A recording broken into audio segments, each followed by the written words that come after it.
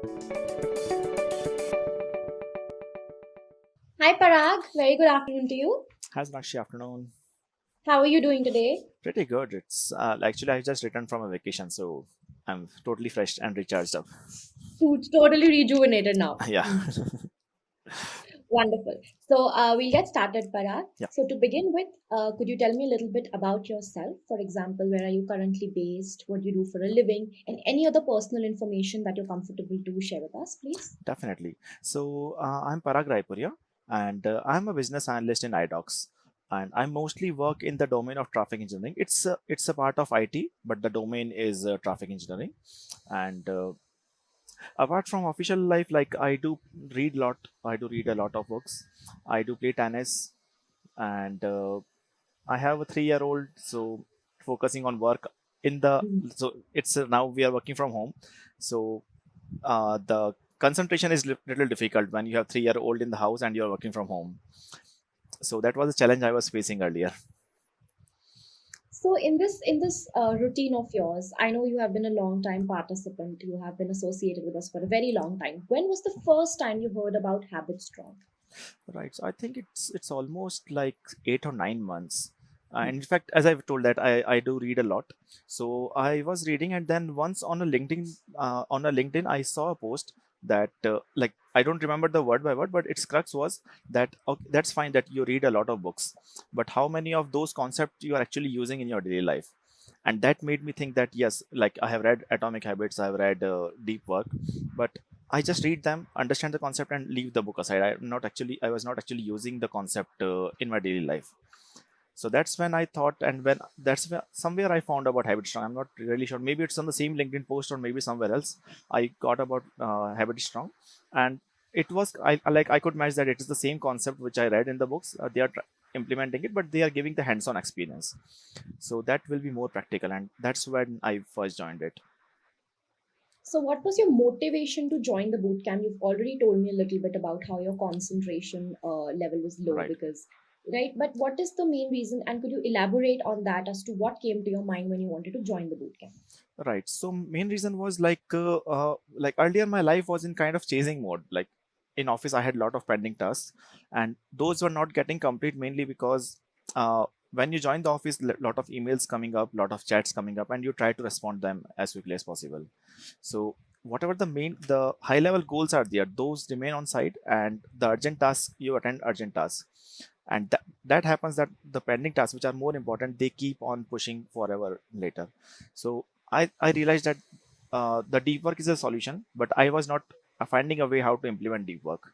And when I saw that, yes, that's a possibility that in the morning you can get up when the entire world is sleeping, when everyone else in the home is sleeping, it is feasible. So I thought, let's do it along with the Habit Strong. And when I do it, it was really game changer. Like 7 to 9. Like earlier, I used to get up after 9, and immediately after that I was used to join office, and it was kind of chasing mode. But now by 9 a.m. all the important tasks are done, and after that just the meetings are remaining. So after, like, you can say, when I joined the office, it's just only for meetings. All the remaining tasks are done before 9 a.m. So, this word that you mentioned, this phrase, chasing mode, Yeah. how do you think it was impacting your personal and professional life at that point? Right. So professional life, definitely, like because the important tasks which are there, those were not getting complete. So I am a business analyst, so I'm required to develop the specifications on which the development and QA team will be working on, and I need to keep, like, the specification needs to be written with a lot of concentration. And if I was not getting that time, the specifications were not getting written, and if those were not getting written, the entire team was getting impacted. It was not just me, but the entire team was getting impacted. So the impact was on a very high scale. And so now, since I'm working on the specification in those initial 2 hours, the team is getting productivity a lot. So definitely it's a helpful in the professional life and personal life as well, because earlier when I used to join office after 11 or 12 a.m., I used to work very late till 10 or 11 p.m. So definitely the personal life was getting affected a lot. Nowadays, since 9 by 9 a.m. my all the tasks were complete, and after that only the meetings are to be attended, which is hardly 5 to 6 hours a day. So after that, you can see from 9 a.m. till 9 p.m. just I need to work for 6 hours in the meetings, and remaining almost 6 to 8 hours are available to play with the kids and with attend with the family. So that's how both the on both the fronts it's very helpful. So as you said, now you're mostly wrapped up with the main work by 9 a.m. and you have some time off after that. So are you noticing some positivity in yourself, in your life? What are the changes that you are feeling for yourself at the moment? Literally a lot. Like earlier playing, like for example, initially I told that I used to play tennis as well. So earlier playing tennis was not possible. I could not even think playing tennis. Now during the office hours between like 5:30 to 7:30, I used to switch off my office and go to play tennis. That was not Hmm. possible at all earlier because there were a lot of pending tasks, and I could not say anyone that even though I have pending task pending, I'll go and play tennis. That was not a possibility. But now no one bothered. If even if I am not available for 2 hours, no one is bothered because no one is dependent on me. So that's the main positive thing, that now I could find time for myself to play tennis, even for book reading. And earlier, like book reading and newspaper both. Earlier, I was not able to find any time to read the newspapers as well. Now in the morning, I do allocate some time to read newspapers and definitely and the editorial column. So like earlier, I will say that I was away from the world. I was not like the world was going somewhere else and I was not able to. I was just focused with my work. But now, since I'm reading the newspaper and editorial on daily basis, I'm more connected to the world, and that definitely gives a lot of confidence. So now, if you were to talk about some tools and techniques that you learned in the boot camp, it could be deep work, the Yeah, sprints that you follow, or gratitude journaling, anything that you right, personally feel you're able to translate in your life. right. So, in fact, most of the concept, like let's start from the top, the initial meditation. Now, that no one needs to prove how meditation is helpful. It's proven concept. It's a kind of fact. No one can debate how beneficial meditation is. So I'll keep that aside because that's already a proven concept. The second concept, journaling, it's I'll say it's very very much helpful. Reason being, when we let's say we are not doing any journaling, then when we start living the day, we normally tend to go towards the urgent tasks, and we don't see ourselves from a zoomed out level. But journaling hardly takes 15 minutes or 12 to 15 minutes, and in those 12 to 15 minutes, you basically look your own life from the zoom out lens. So you see the questions, the prompts which are there, like where do you want to see in 5 years, or when you retire, how happy, what do you want to possess. So these kind of questions are there, and these actually make you think from a zoomed out level, that okay, where my life is going, where shall it go. And hardly 12 minutes a day is more than sufficient on a daily basis to think what shall be the high level guideline for your life. So that's very helpful for the gratitude, for the journaling point of view. Gratitude definitely gives a lot of positive energy. Earlier, like I was a little in complaining mode. Hmm. Sometime when things don't go correct, I might be blaming someone, or there was some negativity. But gratitude is something, when I started doing, I initially thought it's not that helpful, like what to be grateful for daily basis. But when I started writing it now, like yeah, today's task is done, but now for the entire day, I'll be looking for what I will be grateful, which I can write for tomorrow. So that's Hmm. why I'm looking for positivity in the world, which I'll need to write tomorrow. So that's where you look for more positivity in the world. So from there, the gratitude is very helpful. Implementation intention, actually I have not implemented much, probably because my most of the task is done in the deep flow work session itself. So it will be helpful if you're not using the deep workflow. It could be otherwise as well, but since my most of the work is done in that hours, so on daily basis I just write that in sprint 1 I'll be doing this, and sprint 2 I'll be doing this. So that's ends with my implementation intention. In fact, I do plan for sprints in those minutes, you can say that. And then the main thing comes the deep work. So the productivity which is achieved in those hours, in those 100 minutes, I'll say it's remarkable. It's really remarkable. uh, you uh, you can say that whatever I could have done in another 4 to 5 hours, if not in those morning 100 minutes, it would have taken me almost like 4 hours in the afternoon. If and But since I'm doing that in the morning hours, after meditation and after a workout, when I'm fully charged up. So that really helps. The productivity is really, really amazing in those 100 minutes.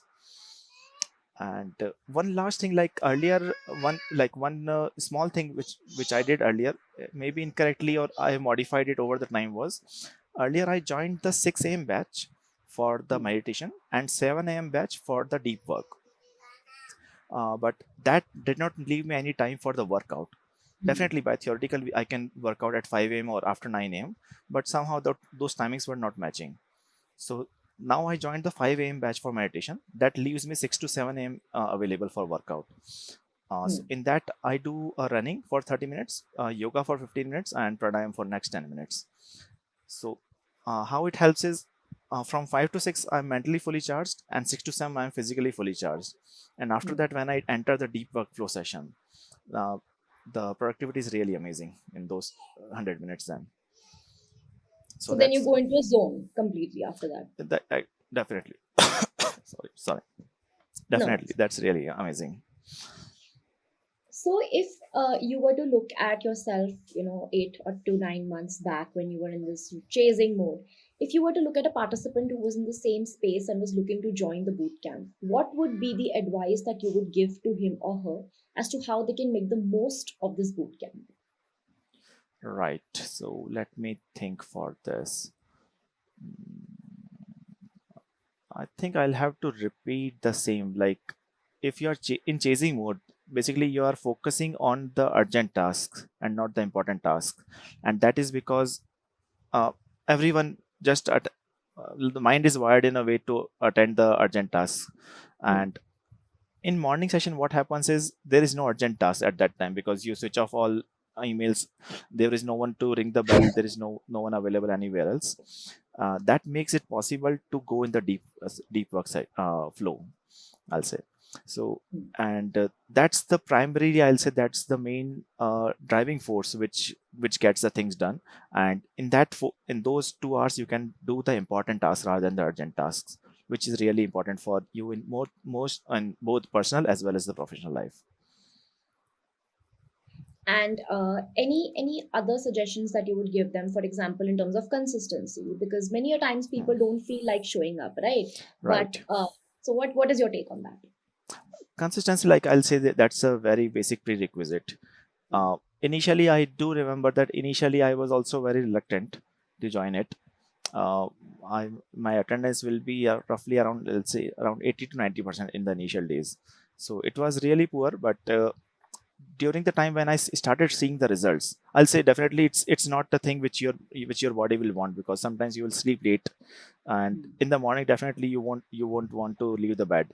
But it's hardly those 2 or 3 of crucial minutes from getting up the bed, and once you do that, after that the sense of achievement and confidence which you feel after completing a task, that will drive you to get up next day. Hmm. So just make it consistent. Try to be as consistent as possible. Just get up. Just try to achieve your attendance 100%, and the rest magic will happen automatically. Just try to be consistent. Wonderful. And any suggestions for the team of Habit Strong? Anything you noticed in the process that we could work on? I don't recall. Like, I find it kind of perfect. I know perfect is kind of ideal word, but Mhm. since all the concepts which are proven already in the books, those concepts are being implemented, so I don't find any such challenge. So Okay. I think it's nearly perfect. I don't find any negative feedback. Okay. Parag, is there anything else that you would like to tell me? Something that is on your mind and I haven't asked you yet? No, I don't think so. We have covered everything. Okay, so I think I have all the information I need, and it was such a pleasure interacting with you. Thank you so much for giving me your time, and thank you for your kind words, Parag. Thanks a lot. Thanks a lot. See you then. I hope you have a wonderful day. Thank you. Same to you. Bye bye. Take care. Bye. Bye.